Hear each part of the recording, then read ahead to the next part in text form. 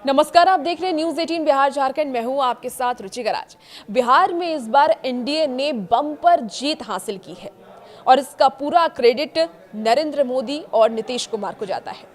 प्रधानमंत्री नरेंद्र मोदी ने कहा था कि सीएम नीतीश कुमार और मैं दोनों मिलकर के बिहार में इस बार चुनाव लड़ रहे हैं और उन्होंने एक नारा भी दिया था, नरेंद्र नीतीश भाई भाई। और दोनों भाइयों ने मिलकर के बिहार की सत्ता तो हाथ ले ली है, लेकिन सरकार का गठन अभी बाकी है, यानी कि मंत्रिमंडल का गठन बाकी है। अब मंत्रिमंडल में क्या फिर से पुराने चेहरों को ही जगह दी जाएगी या नए चेहरे सामने आ सकते हैं, नए मंत्री सामने आ सकते हैं, ये देखना दिलचस्प होगा और इसको लेकर के फॉर्मूला भी तय कर लिया गया है। देखिए, इस बार चुनाव में महिलाओं का वोट प्रतिशत काफी ज्यादा रहा और उम्मीद ये भी जताई जा रही है कि इस बार मंत्रिमंडल में भी महिलाओं को तरजीह दी जा सकती है, उन्हें जगह दी जा सकती है।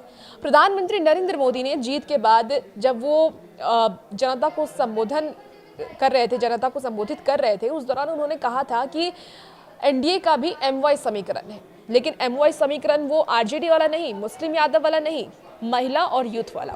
तो क्या महिला और यूथ को इस बार मंत्रिमंडल में जगह दी जाती है, ये एक बहुत ही बड़ा सवाल है। अब एनडीए ने क्या फॉर्मूला मंत्रिमंडल के लिए तय किया है, सूत्रों के हवाले से जो खबर सामने आ रही है, चलिए वो आपको बताते हैं। देखिए, रविवार को जेडीयू और भाजपा के शीर्ष नेतृत्व के बीच लगातार बैठक में सरकार के मंत्रिमंडल पर फैसला लिया गया। जो हमारे सूत्र बता रहे हैं, रिपोर्ट के अनुसार बिहार में एनडीए घटक से मंत्री बनाए जाने का फॉर्मूला तय हो चुका है और इस 6-1 पर लागू किया जाएगा इस फॉर्मूले को, यानी कि 6 विधायक पर 1 मंत्री सरकार में मंत्रिमंडल में शामिल हो सकते हैं। यानी देखा जाए तो बीजेपी इस बार सबसे बड़ी पार्टी बनकर उभरी है, तो सबसे ज्यादा मंत्री बीजेपी के ही होंगे और यहाँ संभावित मंत्रियों की संख्या भी दे रहे हैं। आपको बता दें कि मंत्रिमंडल का फॉर्मूला जो हो सकता है उसके अनुसार क्या फॉर्मूला है, तो देखिए, बीजेपी से 15 या 16 मंत्री हो सकते हैं, सूत्रों ने ये जानकारी दी है। जेडीयू से 14+1, एलजेपी से 3 मंत्री हो सकते हैं, उपेंद्र कुशवाहा की पार्टी से यानी कि आरएलएम जो पार्टी उनसे 1 मंत्री हो सकते हैं और मांझी के हम पार्टी से 1 मंत्री बन सकते हैं, इसकी संभावना है, जो सूत्रों के अनुसार फिलहाल जानकारी सामने आई है। अब देखिए, बिहार में एनडीए 202 सीट को प्रचंड बहुमत से जीत तो चुकी है। अब मुख्यमंत्री पद की अगर हम बात कर ले तो मुख्यमंत्री पद पे तो नीतीश कुमार ही रहेंगे, क्योंकि उनके ही चेहरे पर चुनाव भी लड़ा गया और पहले भी और अभी भी, चाहे वो कोई भी नेता हो एनडीए के, वो यही कहते नजर आते हैं कि मुख्यमंत्री पहले भी नीतीश कुमार थे और आगे भी नीतीश कुमार ही रहेंगे और इसीलिए मुख्यमंत्री के शपथ ग्रहण की तैयारी भी अब जोरों शोरों से चल रही है। दूसरी ओर, हार के बाद राष्ट्रीय जनता दल राजद में मंथन का दौर जारी है। अब राजद ये जानने की कोशिश कर रहा है कि आखिर हार किस वजह से हुई, क्या कमी रह गई, कहाँ कमी रह गई जो हार गए, क्योंकि वादे तो बहुत किए थे, महिलाओं को साधने की भी कोशिश की थी, युवाओं को साधने की भी कोशिश की थी, लेकिन इसके बावजूद हार गए। तो कहाँ कमी रह गई, इसको लेकर के बैठकों का दौर जारी है। आपको बता दें कि सूत्रों के अनुसार जो जानकारी सामने आ रही है, 22 नवंबर से पहले बिहार को नया मुख्यमंत्री मिल जाएगा और वो नए मुख्यमंत्री के तौर पर नीतीश कुमार ही होंगे।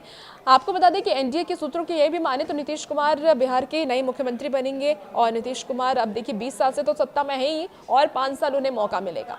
बताया ये भी जा रहा है कि प्रधानमंत्री नरेंद्र मोदी तारीखों का ऐलान करेंगे और मुख्यमंत्री नीतीश कुमार सोमवार को राजभवन में राज्यपाल से मिलकर के अपना इस्तीफा सौंप देंगे।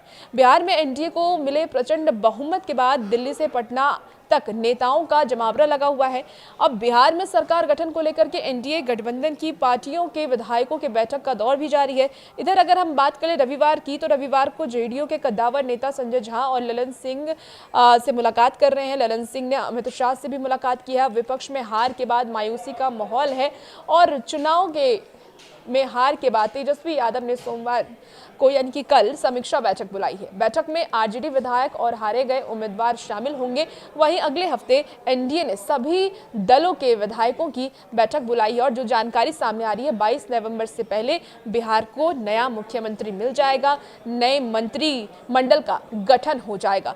तो मंत्रिमंडल के गठन को लेकर के अब समीकरण बनना शुरू भी हो चुका है। देखना होगा कि इस बार किन किन मंत्रियों को जगह दी जाती है, क्या कुछ नए चेहरे होते हैं या पुराने चेहरों को ही रिपीट किया जाता है, क्या एमवाई समीकरण की बात जो प्रधानमंत्री नरेंद्र मोदी कर रहे हैं, महिला और यूथ की बात कर रहे हैं, क्या इस मंत्रिमंडल में उन्हें जगह मिलती है, ये एक बहुत ही बड़ा सवाल है और ये देखना बेहद ही दिलचस्प होने वाला है कि बिहार का अगला मंत्रिमंडल का गठन कैसा होगा। और भी ऐसी वीडियोस के लिए बने रहिए न्यूज़ 18 बिहार झारखंड के साथ।